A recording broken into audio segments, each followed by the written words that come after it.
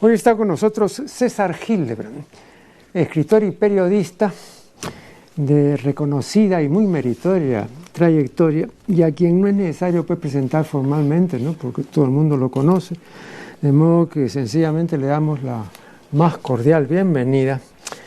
Gracias. Y quiero iniciar esta conversación recordando lo siguiente. Hace años, alrededor de 20, cuando yo estuve en Cable Mágico Cultural, en el canal 14, ¿no? Recuerdo que un día anuncié en un programa que próximamente me iba a ocupar de la patrona de la televisión, ¿no? Entonces recuerdo pues que la gente pensó inmediatamente pues que la televisión que todos conocemos, ¿no? Que es esa transmisión a distancia de imágenes mediante ondas hertzianas, era la televisión a la que yo me estaba refiriendo, ¿no? Entonces dijeron, bueno, fíjate, tiene una patrona, ¿no? Así pues como la ciudad también tiene otra patrona, en fin, va a ser interesante. Pero luego yo les aclaré, pues más adelante, que no me refería a esa patrona, ¿no? Sino a otra patrona que por supuesto ya desconocían. Claro, yo conté esto inicialmente para demostrar que la gente estaba tan imbuida de televisión, la televisión había entrado tanto en este país, que no podían pensar sino en esa televisión, en la televisión de la caja boba, ¿no? Pero no se les imaginaban que podía haber otra televisión. Bueno, entonces sencillamente les expliqué pues, que había que fijarse en la etimología, ¿no? Que era la visión a distancia, y que yo me estaba refiriendo a algunas iluminadas, algunas mujeres místicas, ¿no? Que tenían esta facultad incomún, ¿no? De ver cosas a distancia y como si hubieran estado en el lugar de la ocurrencia sin estarlo, ¿no? O sea, podían pues estar a miles de kilómetros y sin embargo después referían exactamente lo que había pasado, pero no habían estado ahí, ¿no? Entonces habían televisado los acontecimientos, ¿no? Bueno, entonces claro, yo conté esto porque dije, ahora solamente la televisión en la que todo el mundo piensa es la televisión pues, que todos conocemos. Yo creo que la televisión aquí, después me dirás qué opinas, tuvo la gran facilidad de estar en la casa, cosa que no tuvo el cine nunca, porque había que ir a un local. Pero en la casa tenías la televisión ahí, inicialmente tú recuerdas, pues estaba en el comedor la televisión, entonces ya para comenzar interrumpió la sobremesa o la anuló, ¿no? Y luego, bueno, se mudó de lugar, estuvo en el hall, en la sala de recibo, en fin. Llegó al baño, creo. Claro. Para ser coherente. Para ser coherente. Pero esta ya presencia del televidente, de lo que Sartori llama pues el Homo videns, en realidad es el Homo televidens, ¿no? Fue cada vez más creciente, entonces sencillamente pues se posesionó ya de esta intimidad hogareña y la desplazó completamente, ¿no? Creo que toda nueva innovación tiene una serie también de inconvenientes, no solamente son conveniencias las que trae, ¿no? Última vez que estuvo acá el filósofo y el científico Mario Bunge, en una conversación muy breve que tuve con él, él insistía en eso, ¿no? Es decir, por ejemplo, todos los males que también ha traído la computadora, ¿no? No solamente son bienes, pues, ¿no? Entonces recuerdo que dio una conferencia sobre eso, sobre la computación, y entonces enumeró pues los inconvenientes también de eso. Él decía, ¿no? Imagínense ustedes, para mí, viéndolo con ojos científicos, este mono desnudo que es el hombre, ¿no? Que es una cuestión pues completamente primitiva, está frente al invento más extraordinario del siglo XX. Entonces es absolutamente incongruente que este hombre primitivo esté frente a ese invento, ¿no? Pero es así, pues le decía yo, bueno, no hay nada que hacer, pues. Entonces, la primera cuestión que quiero poner sobre el tapete es cuáles son las consecuencias o qué repercusiones ves tú desde el advenimiento de la televisión entre nosotros, poco más o menos, si no estoy mal informado, en el año 58, me parece que ya... La comercial, la 57 fue la nacional, justamente claro, con este canal. Claro. ¿Cuáles han sido las consecuencias de esa propagación? A nivel educativo y cultural, con el paso del tiempo, devastadoras. Se ha empobrecido la comunicación, se ha empobrecido la masa crítica de inteligencia en el Perú, se ha reducido considerablemente por muchas causas, pero una causa, sin lugar a dudas, es la televisión y los paradigmas que vende, que produce, que recrea. Y además hay un proceso de decadencia en los últimos 15 años o 20 años de la televisión comercial. Los contenidos son cada día menos exigentes, más brutales y más tendientes a la barbarización de la especie, ¿no? O sea, si la televisión gobernara, nosotros tendríamos que estar en calzoncillos en este set y con un par de garrotes, por si acaso, si la televisión realmente pudiese ejercer la dictadura que quisiera. Yo la veo mal, yo estaba en la televisión mucho. Este programa, que es muy bueno, que es magnífico, acepté porque rechazo muchas invitaciones y acepté esta porque es este programa. Pero este programa, pues, en términos de rating, es poco significativo. Sí. Y eso es todo un síntoma. Eso es todo un test del Perú, ¿no? Y yo he estado en la televisión comercial y te puedo decir que el gran problema precisamente es la presión publicitaria, el rating, la dictadura del rating. En realidad, la televisión es un montón de espacios que lo que venden es la publicidad. La protagonista es la publicidad y los intervalos son los espacios.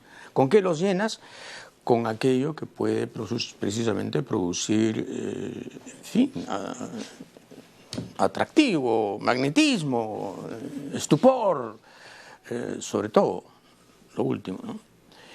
Y eso se ha ido degradando a un punto tal en que ya no es suficiente la violencia ni la muerte, sino el detalle de la muerte, una especie de pornografía de la muerte, ¿no? De qué tamaño era la herida, por dónde salió la bala, qué orificio es, cuántos fueron, etcétera, etcétera. Y no sé a dónde vamos a llegar, porque esto no tiene límites, evidentemente, y como no hay capacidad autocrítica alguna, el horizonte es infinito para esto. Claro, pero ahí viene el asunto que ya otra vez se ha debatido, de la autorregulación, ¿no? O, claro, yo aquí, y más de una vez, conversando con Fernando Vivas, que defiende la autorregulación, él me decía que era la única salida, ¿no? Entonces yo le recordaba que cuando Herbert Marcuse estuvo en Berkeley, en la Universidad de Berkeley, en la época de los 60, ¿no? La protesta juvenil y todo lo que tú conoces, le preguntaron también eso. Oiga usted, ¿qué hacer con los medios de comunicación masiva? ¿Qué hacer? Hay que intervenirlos, pues. Yo a los 3 meses comienzo a cambiar la mentalidad de California. Mientras que se diga y se hable, no se puede hacer nada, pues. Entonces esa es una medida drástica, ¿no? Bueno, acá se asustan, ¿no? Entonces te dicen pues cualquier cosa, ¿no? Pero no es necesario intervenir, basta apelar al artículo constitucional que dice que los medios de comunicación deben contribuir a la educación y la cultura. Lo dice la Constitución del 93, ¿eh? Estoy hablando de la fujimorista, la impuesta, la dictatorial, ya no te digo la del 79. Así que la Constitución, pero la Constitución, como tú sabes, es un libro humorístico en el Perú. Claro. La pudo haber escrito Sofocleto. Es para matarse de risa la Constitución. Vamos a hacer acá una primera pausa y ya retornaremos.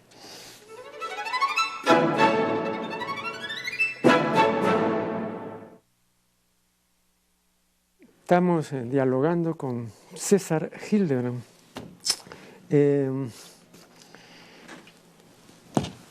Este televidente que ahora se dice víctima o dicen que es víctima de una serie de males ocasionados por la televisión, es un resultado de una televisión que adviene a mediados de la década de 1980, o un poco más adelante, pero no muy adelante, ¿no?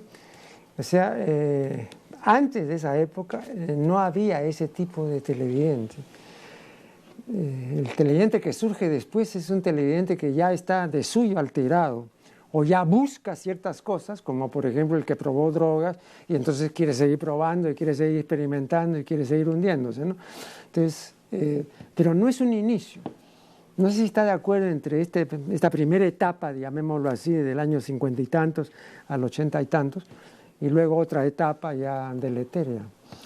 Sí, sí, básicamente estoy de acuerdo.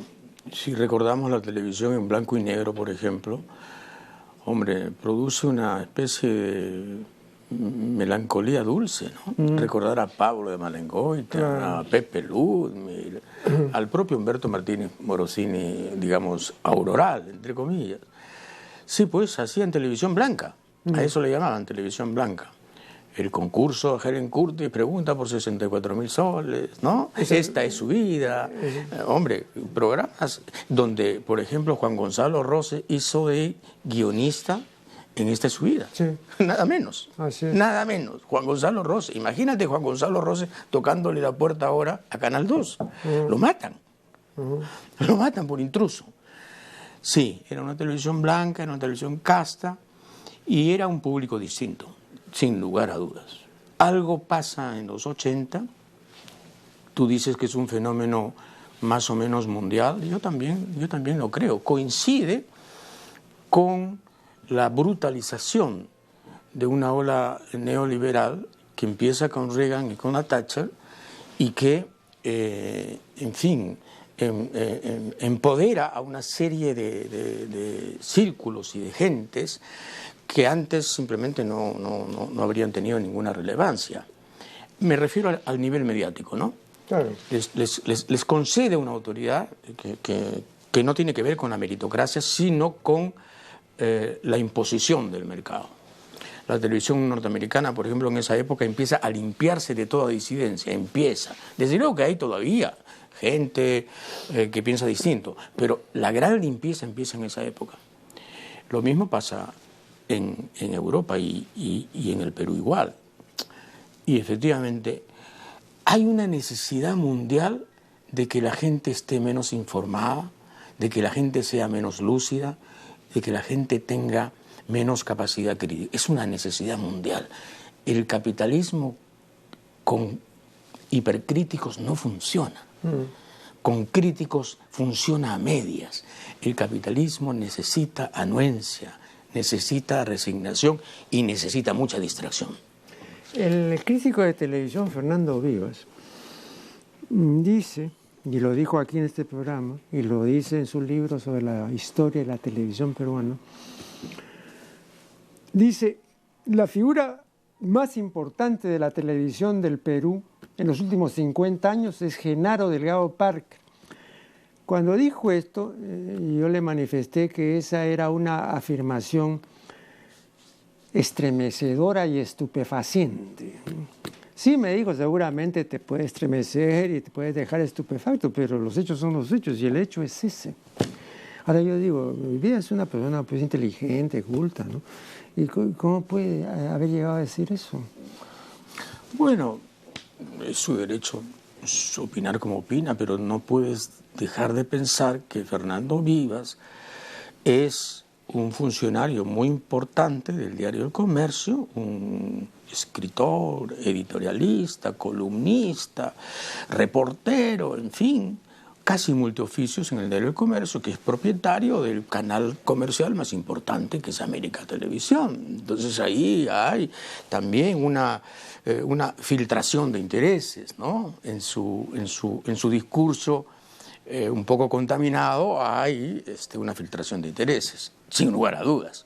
Bueno, ahora, que diga que Genaro Delgado Parker fue el hombre más importante de la televisión, bueno, entonces habría que decir que la televisión que padecemos ahora también es producto de esta especie de sí campeador, de este fundador que es Genaro Delgado Parker, ¿no? Porque te das cuenta que es una frase contradictoria. Si dices que ha sido el hombre más importante de los 50 años, entonces es la mitad responsable de lo que está sucediendo ahora. Porque claro, el legado del señor Delgado Parker entre otras cosas, es Risas y Salsas, que fue el programa que hizo del humor la pacotilla que es ahora en la televisión. La gran hazaña de Genaro fue que durante 20 años tuvo el programa de más alto rating con el menor costo posible, que se llamaba Risas y Salsas. Pero claro, el asesinato de Chaplin estaba implícito en ese humor, ¿no? El asesinato de toda ironía, de toda fineza y de todo humorismo real estaba implícito en ese programa.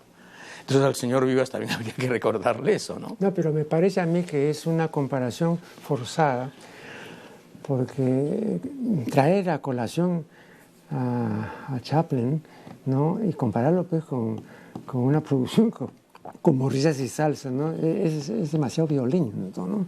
Claro, pero justamente quiero ser violento para que la gente entienda que el humor no estaba pues en Risas y Salsas, estaba, en fin, la parodia grotesca, la caricatura gruesa, la chabacanería, sí. Sí, no, pero digamos, te comienzan a hollar la trocha, digamos, del facilismo, que es una de las características de la llamada posmodernidad y de la era digital y de la sociedad informática.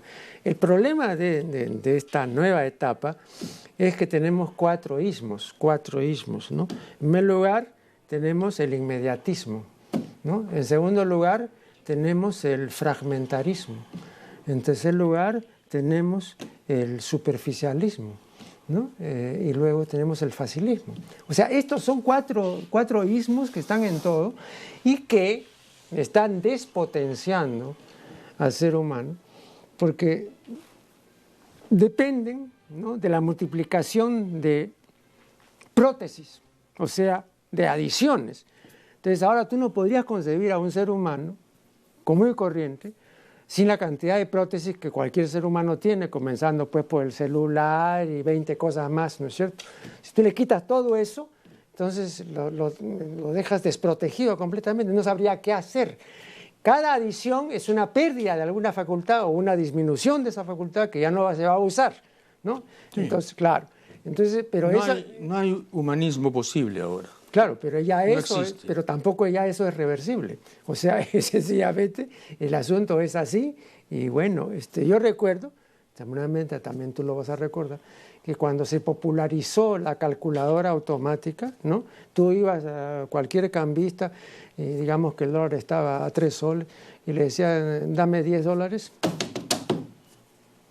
no podía ser ya mental. Ese es el problema, ¿no es cierto? O sea, no, si tú ves aquí que apretando esto, que jalando esto, ya te evitas, ¿no?, el esfuerzo o el pequeño esfuerzo, ¿no?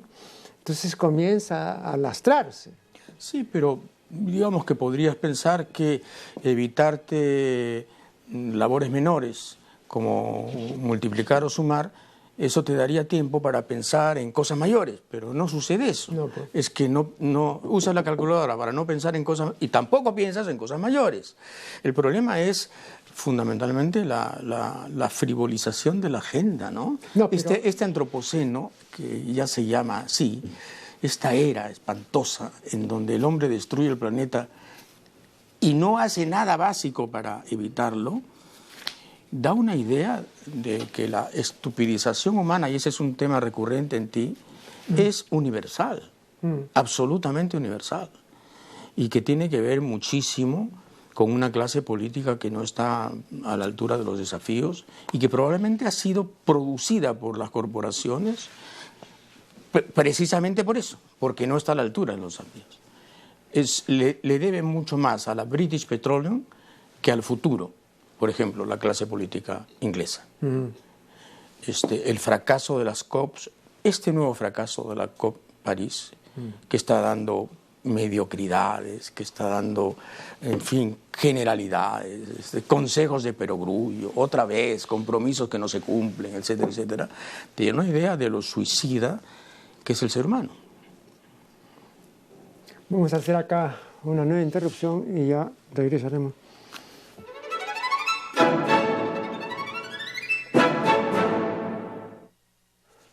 Seguimos dialogando con César Hildebrand yo he sostenido en más de un artículo, ¿no?, que con la sociedad informática y con la era digital advienen 4 ismos, ¿no?, que son, los 4 son peligrosísimos, ¿no? El inmediatismo, el fragmentarismo, el facilismo y el superficialismo, ¿no? Entonces ahora hay toda una delegación de capacidades y de facultades que ya no hay que hacer porque están los aparatos y los adminículos que hacen lo que ya la gente no quiere hacer o que ya no puede hacer o que no quiere aprender a hacer, etcétera, ¿no? Ahora, me parece ilusorio querer revertir esta tendencia, ¿no? Podría ser, sí, que se puede hacer algo. Pero ¿tú no crees que eso que estás describiendo es parte de una política global trazada premeditadamente para que precisamente la gente no se ocupe de lo importante? Bueno, pero eso supondría que hay ahí un genio maléfico. No. Puede haber perfectamente una concertación de intereses en la aldea global. Esto es muchísimo más factible que antes, ¿no? Antes. No, pero para eso necesitas una persona inteligente, pues Pero es que hay, evidentemente, en Chicago. Se han creado políticas que después Kissinger ejecuta y los think tanks de los conservadores han sido a nivel universitario primero importantísimos y luego a nivel de implementación política decisivos en Estados Unidos y en América Latina como consecuencia. Yo sí creo que hay no una conspiración diabólica, pero sí una concertación muy armónica, casi musical, de intereses mundiales para que la gente sea lo que tú describes, la gente de los pulgares móviles, la gente que va a llegar a ser simplemente pulgares, sus pulgares. Yo he visto escenas espantosas, ¿no? 2 novios en un restaurante, cada uno ejerciendo sus pulgares sobre determinadas teclas de sus respectivos y sendos teléfonos inteligentes, donde lo único inteligente ahí era el teléfono, evidentemente. Claro. Media hora cada uno en su soledad tecnológica, ensimismado en su nadería, evidentemente. Y eso te dice mucho, pero claro, la pregunta es, ¿a quién le interesa tanto eso? ¿Por qué se fomenta tanto eso? ¿Por qué si no tienes un smartphone estás fuera de la competencia? ¿Por qué te exigen tanto eso? ¿Por qué te acosan tanto? Hay un interés, pues, Marco Aurelio. El asunto es que tú a veces piensas de modo tan abstracto, tan sólidamente abstracto y tan elocuentemente abstracto, que te olvidas de que hay un contexto social y político. Y hay intereses de por medio. Esto no es gratis. Este mundo que vivimos, de espaldas a lo verde, este mundo donde estamos por exterminar especies valiosísimas, este mundo que va a terminar en la 5ª gran extinción del planeta Tierra, que tiene 4.600 millones de años, no es gratis. Lo han inventado. Lo han inventado las grandes corporaciones, los grandes intereses, que son los que dominan todo, todo. Nosotros, que somos una minúscula sucursal aquí en Perú, una mota de poca relevancia, también estamos sujetos al dominio de 4 bancos, 3 financieras y 5 grandes firmas, que son las que controlan todo. Son los chicos de la CADE, pues. Los que invitan a Acuña para hacerlo de los suyos. No vaya a ser que salga por la libre el señor Acuña. Y yo sí creo que hay explicaciones sociales y por lo tanto yo sí tengo esperanzas de que esto pueda cambiar. Va a ser archidifícil, por supuesto. De pronto no va a ser... ¿Pero sobre qué base tiene estas esperanzas? Bueno, cuando yo escucho, por ejemplo, a Pablo Iglesias, como lo escuché anoche en un debate televisivo para las elecciones españolas en Canal 3 o Canal 6 de Madrid, cuando escucho a un tipo como ese, digo, hay esperanzas. Porque Pablo Iglesias es un tipo que precisamente ha reunido la indignación de su generación, que ha podido tener información suficiente para construir una plataforma de cambio verosímil y te la ofrece. Entonces ya depende de ti si la escoges o no, si escoges el continuismo, la inercia, la agonía o escoges el cambio. Pero por lo menos se abren posibilidades en algunas partes del mundo que nos dicen, hombre, esto no es inexorable, el libreto no tiene que ser uno solo, hay posibilidades de desentonar, de desafinar. Tienes razón tú en decir que esto es muy difícil, que en algunos casos ya es irreversible. Lo que le hemos hecho al planeta ya es irreversible. El planeta va a aumentar su temperatura en 2 o 3 grados. Eso ya es irreversible. El asunto es que no llegue a 6. El asunto es que no llegue a 6.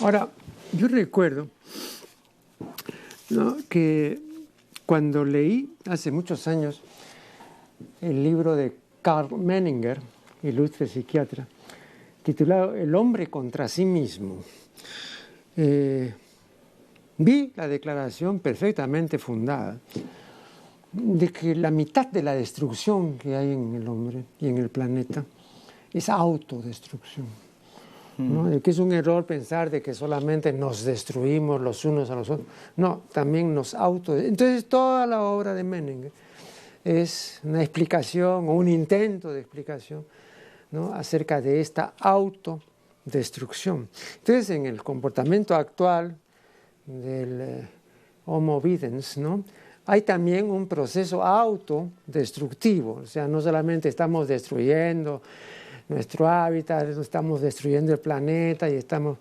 embarcados en una serie de correrías demenciales, sino también que nos vamos destruyendo. Y no hay ninguna especie que destruya su hábitat y que se destruya, que yo sepa, por lo menos ninguna especie importante, ¿no? Entonces también es otra singularidad que nunca se tuvo en cuenta, ¿no?, porque se creyó de que éramos lo suficientemente racional como para no estar embarcados en ¿no?, como diría Silvia Plath, en llamativo striptease del acabamiento, ¿no? Un striptease interminable, pero nos vamos aniquilando, ¿no? Sí, pero si lo consideramos eso como un destino inflexible, la otra alternativa es el suicidio, que siempre será el gran problema. Bueno, eso decía Camus, pues es el único problema importante de la filosofía. El único problema de la filosofía es el suicidio, ¿no? El verdadero problema. Claro. Pero yo soy un lector asiduo de Émile Cioran, que es también una de tus lecturas seguramente. Claro, ¿no? claro. Este rumano genial. Y hay una entrevista que le hicieron alguna vez y Cioran, bueno, desplegaba esta especie de estética del pesimismo, ¿no? Porque era un pesimista que decía las cosas con tanta belleza que imantaba, ¿no? De verdad, daba ganas de ir con él al agujero negro que nos proponía, ¿no? Y debatirnos ahí, en la nada. Y entonces el periodista le dice: señor Cioran, usted es pesimista y fatalista y tremendista y apocalíptico, pero usted, yo lo he visto a usted alegrarse porque las radiografías de su pulmón estaban bien. Entonces usted también quiere vivir. Y Cioran decía: sí, es cierto, porque la vida no es opcional, es un mandato, ¿no? Y yo soy como todos, quiero vivir y voy al metro. Y eso es un poco lo que nos puede pasar a los que creemos que hay una estética del pesimismo, ¿no? No podemos perder el vínculo con la posibilidad del cambio, porque si no, entonces la otra alternativa es tomarnos 40 nembutales, ¿no? Hacer lo que hizo algún poeta que tú me contabas al principio del programa que hizo al final de su vida. Y yo no quiero. No. Pero para eso tienes que tener una luz. Estaba citando hace un momento a Bradbury y recuerdo una cita muy interesante y que la digo brevemente, ¿no? Dice Bradbury: todas las mañanas cuando me levanto piso una mina. Esa mina soy yo. Después, el resto del día me dedico a recoger los pedazos. Bueno, ese tipo de lucidez, Sí. ¿no? De un proceso de autodestrucción, pero con una plena percatación de que es así. O sea, no haya posibilidad de engaño ni nada, ¿no? Claro, Y claro. luego esta cita otra que se... Pero fíjate que Bradbury escribió preciosos libros, Sí.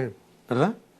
No es que pisó la mina y ahí terminó, hecho pedazos, ¿no? Troceado casi por sí mismo. No, escribió Fahrenheit 451, que es una de las mejores cosas que he leído en mi vida. Escribió cuentos marcianos, escribió maravillas. Hombre, es el fundador de todo un género. Ahora también yo quería citar en este contexto a Jean-Paul Sartre, ¿no? Que tiene una frase que a mí me gusta citar porque tiene miga y substancia y es muy breve. Dice, tal vez podamos curarnos de una neurosis, pero no podemos curarnos de nosotros mismos. Yo creo que es así. Bueno, vamos acá a hacer una nueva interrupción y ya volveremos.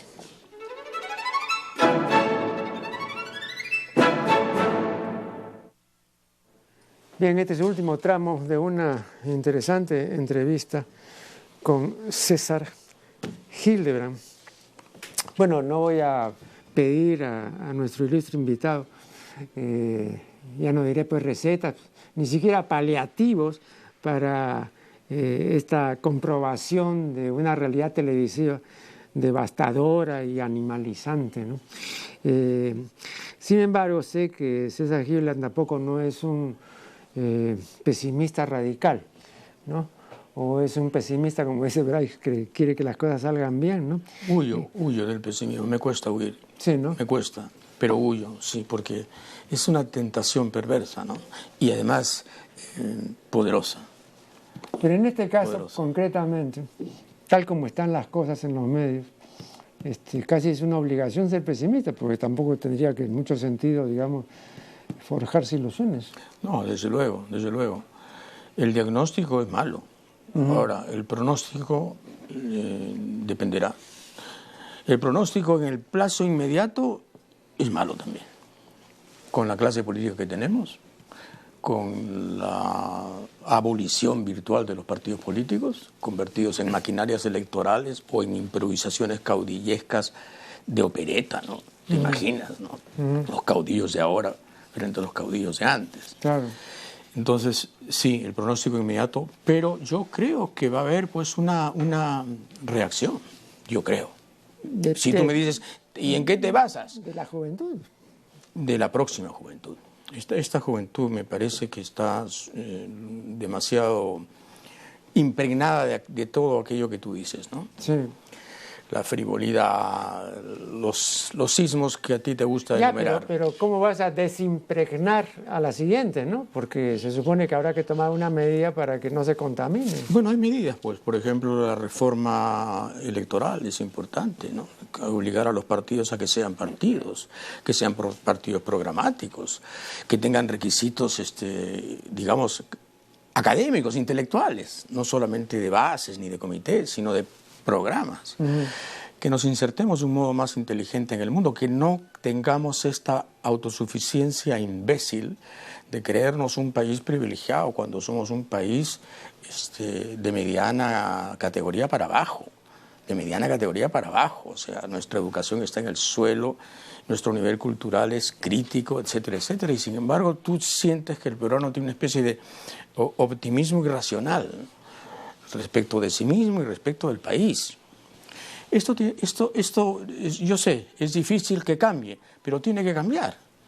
Tiene que cambiar. Mira, yo tengo muchísimos años en el periodismo, como tú sabes, y lo que siento es un tiempo circular. Nunca he sentido el tiempo lineal de la teoría del progreso. Pero en este caso el eterno retorno. Sí, siento el tiempo circular, o sea, las frustraciones de ahora son las de ayer, las pérdidas de ahora, las pérdidas de oportunidades son las mismas de ayer. Es decir, hay una constante en el Perú que es justamente el despilfarro de las oportunidades. Y lo que sí veo es que la clase política se ha empobrecido y está en su mínima expresión, ¿no? Está en mínimos. No he visto de lo que yo sé, de lo que he leído de la historia del Perú, no he visto una clase política tan paupérrima, tan indigente intelectualmente hablando como esto, como la que tenemos ahora, ¿no? Se vio en la CADE última, ¿no? Discursos penosos, un demagogo profesional casi andaluz, con perdón de los andaluces, hablando flores y prometiendo maravillas y voluntarismos imposibles. Ese fue el más aplaudido. Ya no hablemos de Acuña, ¿no? Ya no hablemos de Toledo, ya no hablemos de la señora Keiko, que paporretea todo aquello que puede limpiar su imagen respecto del papi que en realidad encarna. Entonces, claro, por ahora estamos fritos. Pero, para decirlo en resumen, por ahora estamos fritos. Pero Bernard Shaw dijo, hablando de la democracia, que la democracia era el sistema que permite equivocarse libremente. Entonces aquí el sistema permite eso, ¿no? Entonces sencillamente los votantes no deciden su voto por el contenido del discurso, ni si fue reiterativo y se dijo una serie de trivialidades. Eso no decide el voto, ¿no? Sino cosas completamente ajenas, ¿no? Acá me gusta porque es muy simpático, o esta señora sí porque parece que es trabajador, etcétera. Cosas que están completamente fuera al margen de la ideología, ¿no? Completamente cosas así de la vida diaria. Claro, pero digamos, cuando hay algunos paréntesis anómalos, por ejemplo, en el caso de la última elección, ¿no? Cuando se presentó un candidato y dijo, yo quiero cambiar esto y esto y esto y esto y esto, y esto se va a convertir en la gran transformación, y después le dijeron, no, de ninguna manera, si no votamos por ti. Entonces, muy bien, voy a ceder en esto, pero queda este núcleo duro de transformaciones y esta es mi hoja de ruta. Innegociable. Bueno, ¿qué pasó? Lo secuestraron, lo tomaron, lo cooptaron, lo castraron y lo convirtieron en un presidente funcional a los grandes intereses. Entonces, ni siquiera es que a veces la gente vota por determinados mensajes, porque aquí el crónico ganador, el sempiterno ganador, el eterno ganador es el orden establecido. El mariscal Benavides sigue mandando acá, evidentemente. Y eso es lo que hay que romper. La democracia, efectivamente, en muchos países es un espejismo quinquenal, en donde nos hacemos la ilusión de que votamos. Al final de cuentas no importa por quién votes, al final gana quien pone el dinero, a quien le debes, ¿no? Pero también hay otro argumento relacionado con las características de nuestra especie. Y por esas características es muy difícil que la democracia triunfe, no acá, en cualquier parte. ¿A qué me refiero? Nuestra especie es jerárquica y territorial. Bueno, toda especie jerárquica y territorial no es igualitaria. La democracia es igualitaria. Entonces es imposible que, digamos, en una especie que es... Lo único que le es normal a nuestra especie, desde el punto de vista evolutivo, es mandar o someterse. Pero sentirse igual a los demás o decir todos vamos a ser hermanos, eso puede hacerlo, ¿no?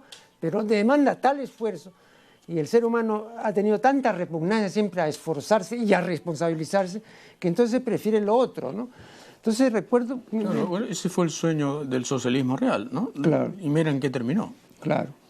La igualdad convertida en una ploma dictadura de unos cuantos. Sí, pues, pero de lo otro también salimos a un callejón sin salida, ¿no? Mejor dicho, nos quedamos ahí, porque yo no veo cómo así, mientras que haya esto que tú has indicado con... Solo algo nos puede salvar al final, Marco Aurelio, y es que la extinción va a producir, no en esta generación ni en la próxima, en 100 años, tal nivel de terror que es posible que ocurra una suerte de transformación sometida al miedo, que es probablemente la única transformación factible en nuestra especie, ¿no? Al final fue Robespierre el que impuso los derechos humanos, el terror, El terror fue el que creó los derechos humanos de los que ahora hablamos, ¿no? En la Europa democrática. Bueno, pero fue el terror, fue la guillotina. Bueno, el terror a la extinción, cuando haya ciudades como Lima sometidas a un crecimiento de 5 o 6 metros del nivel del mar, cuando haya islas que desaparezcan y cuando el clima haya cambiado de tal modo y cuando la acidez del mar haya extinguido la mitad del plancton, que eso es lo que va a ocurrir y eso es lo que prevén los científicos, cuando el dióxido de carbono empiece a embrutecer aún más a la gente, ese terror es posible que produzca un gran cambio en la humanidad que se deshará de esta clase política absolutamente impresentable a nivel mundial y creará liderazgos de emergencia que son los únicos que nos pueden salvar.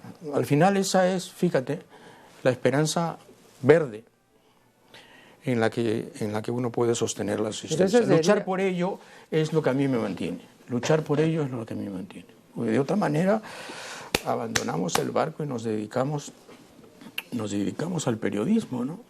Borges decía que no hay nada más difícil que el periodismo, porque el periodismo consiste en fingir que todos los días pasan cosas importantes. Claro. ¿No? Claro. Cosa que es absurdo, ¿no?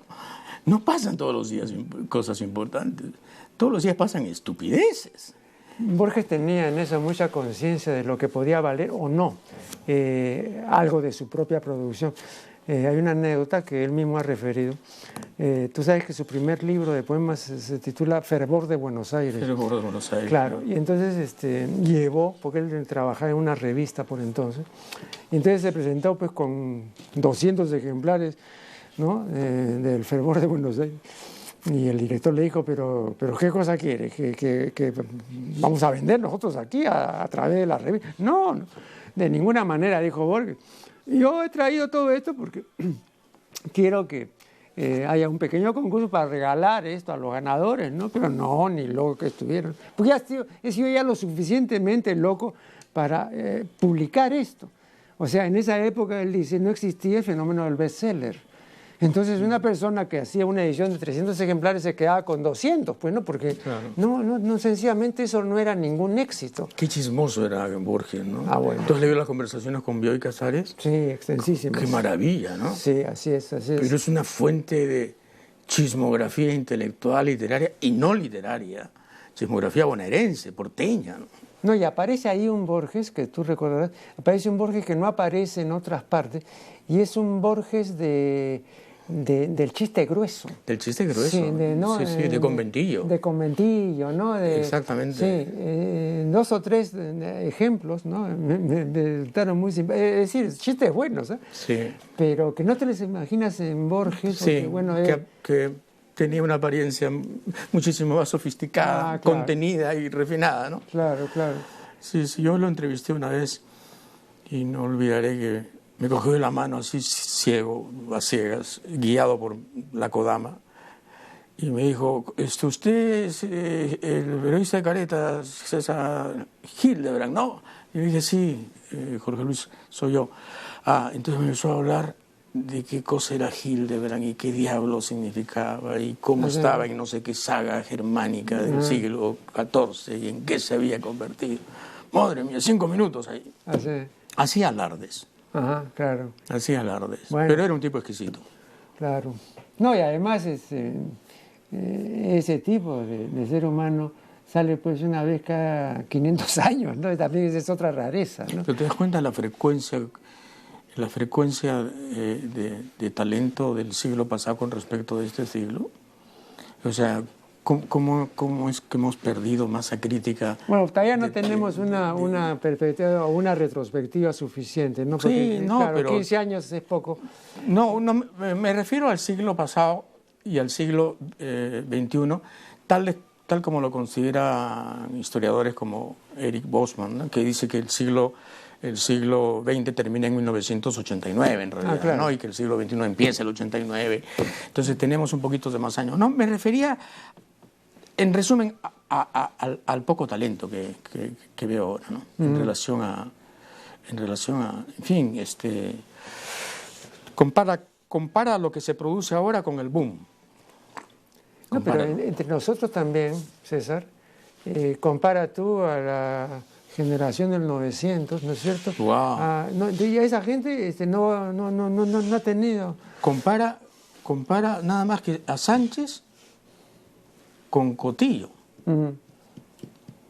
Y sal corriendo, ¿no? Ah, claro. Sal corriendo, hay que salir corriendo. Claro. Wow. Sí. Cómo nos hemos empobrecido.